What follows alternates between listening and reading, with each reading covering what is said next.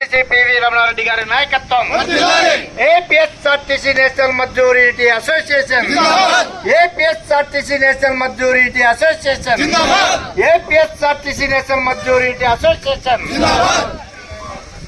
సోదరులారా, రాష్ట్ర కమిటీ పిలుపు మేరకు మన 2 రోజులుగా ఏదైతే డిమాండ్ డే పాటిస్తున్నామో దాంట్లో భాగంగానే ఈరోజు 2వ రోజు అనంతపురం డిపో గేటు ముందర మన డిమాండ్ డేని బ్యాడ్జీలు ధరించి మనం మన యొక్క నిరసనలని తెలియజేస్తున్నాం.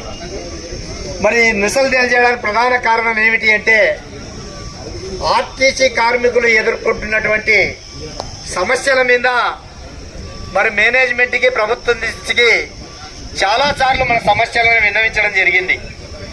అయినా ఎక్కడ కానీ స్పందన కనబడడం లేదు. అందువల్లనే ఈరోజు ఈ డిమాండ్ డే చేయడం జరుగుతూ ఉన్నది. మరి ఇంతకుముందు మాట్లాడిన వక్తలన్నీ చాలా విషయాలే మాట్లాడి ఉన్నారు. ఈ ఎలక్ట్రిక్ బస్సులు రావడం వల్ల ఏదైతే మరి ఉద్యోగ అవకాశాలు ఉన్నాయో ఈ ప్రైవేట్ వాళ్ళు తీసుకోవడం వల్ల మరి ప్రజలకి కూడా ఎలాంటి ఉపయోగం లేదు. ఈ ఎలక్ట్రిక్ బస్సుల్ని మరి ప్రభుత్వమే తీసుకొని కొత్తగా కొంతమందిని రిక్రూట్మెంట్ చేసి మరి కార్పొరేషన్ ద్వారానే, మన ఆర్టీసీ ద్వారానే నడపాలని చెప్పేసి మన యొక్క ప్రధానమైనటువంటి డిమాండ్. అదే కాకుండా మళ్ళీ ఈ రోజు వరకు కూడా పిఆర్సీ కానీ ఐఆర్ కానీ ప్రభుత్వం ప్రకటించలేదు. గతంలో ఏదైతే ప్రభుత్వానికి ఉద్యోగులంతా అనుకూలంగా ఉన్నారో మరి వారు చేసిన కొన్ని కారణాల వల్ల ఉద్యోగులు నెగటివ్ అయి ఈరోజు తెలుగుదేశం ప్రభుత్వాన్ని అఖండ మెజార్టీతో గెలిపించడం జరిగింది. మరి ఈ ప్రభుత్వం మీద ఎన్నో ఆశలు పెట్టుకున్నాం. మరి ఆ ఆశలు ఈ రోజు వరకు కూడా నెరవేరకపోవడం చాలా బాధాకరం.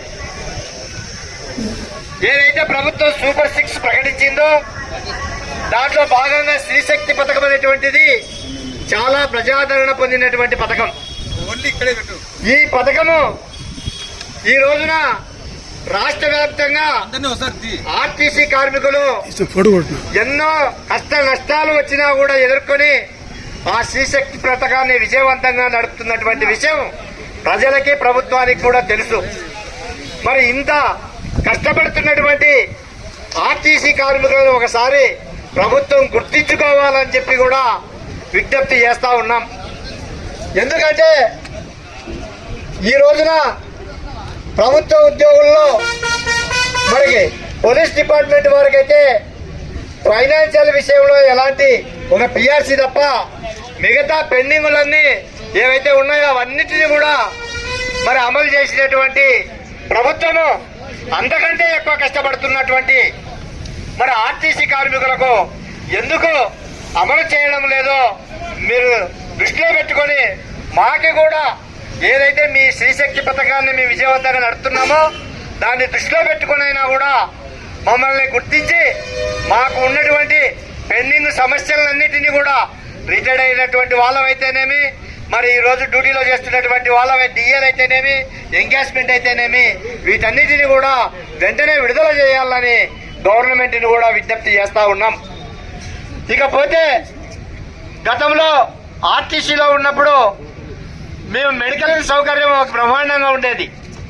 ఎలాంటి రూపాయి ఖర్చు లేకుండా ఏదైనా ఒక యాక్సిడెంట్ జరిగినా, ఏదైనా వ్యాధికి గురైనా వెంటనే ఆర్టీసీ ద్వారా మనకి ఎంతన్నా ఖర్చు కానీ అదంతా కూడా సంస్థ భరించేది. ఈరోజు ఆర్టీసీ విలీనమైన తర్వాత మాకి ఆ విధమైనటువంటి ఈ స్కీము ఏదైతే మెడికల్ స్కీమ్ ఉందో అది అమలు కావడంలా.